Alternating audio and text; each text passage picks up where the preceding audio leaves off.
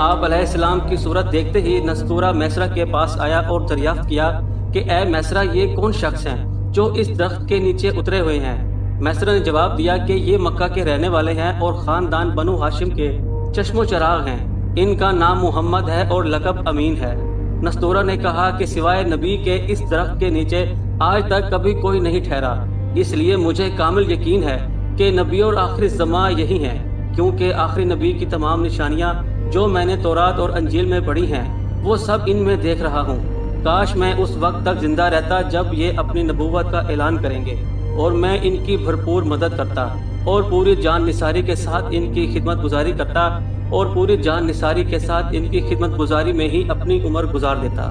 میں تم کو نصیحت اور وصیت اور خبردار کرتا ہوں کہ ایک لمحے کے لیے بھی تم ان سے جدا نہ ہونا اور انتہائی خلوص اور عقیدت کے ساتھ ان کی خدمت کرتے رہنا،